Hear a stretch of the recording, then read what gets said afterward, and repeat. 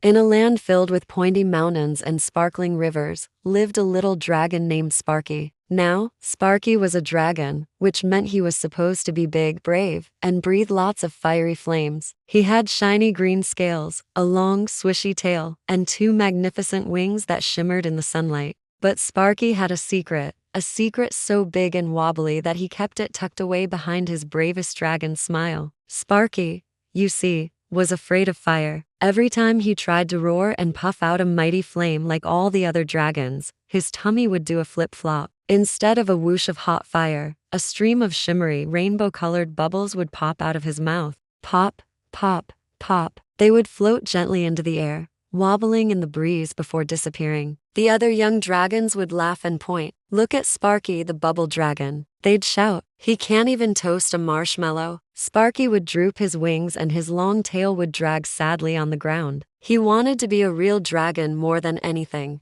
He wanted to light the evening campfires and warm the caves on chilly nights. He would practice in secret, taking a deep, deep breath, scrunching up his face, and thinking very fiery thoughts about volcanoes and hot peppers. He'd puff out his cheeks until they ached, but every single time, pop, pop, pop, a cloud of beautiful, useless bubbles would drift away, carrying his hopes with them. He felt like a failure, a bubbly, rainbow-colored dragon who didn't fit in. One sunny afternoon, Sparky was sitting by the whispering waterfall, feeling very sorry for himself. He watched his bubbles float down the river, bumping into shiny pebbles. Suddenly, he heard a tiny squeak. "Help! Oh, please, help me!" a small voice cried. Sparky looked around and saw a little bunny with fluffy white fur, trapped on a log that was drifting towards the big, scary waterfall. The bunny's little boat was a big leaf, but a gust of wind had torn a hole in it, and it was sinking fast. The bunny was trembling,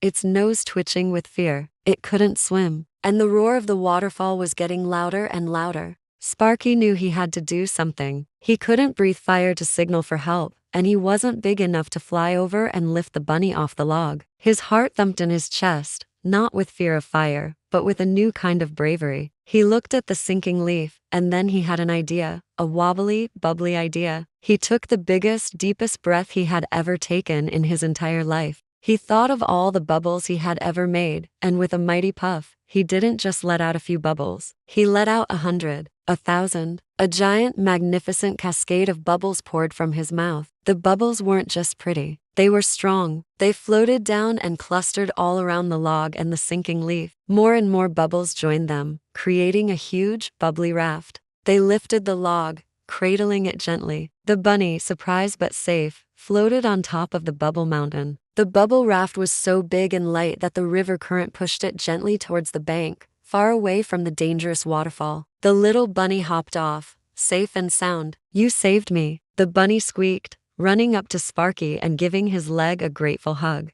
"You're a hero, a bubble hero." From that day on, no one ever laughed at Sparky's bubbles again. The other dragons saw that being brave didn't just mean breathing fire. It meant using what you have to help others. Sparky became the most famous dragon in the land. When baby birds fell from their nests, Sparky would create a soft bubble landing pad. When the village flowers were thirsty, he would blow gentle bubbles that popped and gave them a drink. He was Sparky the Bubble Dragon, and he was proud of it. He learned that his special bubbles, the very thing that once made him feel different and sad, were actually his greatest strength. And sometimes he would even toast a marshmallow with a friend's fire, happy to be exactly who he was.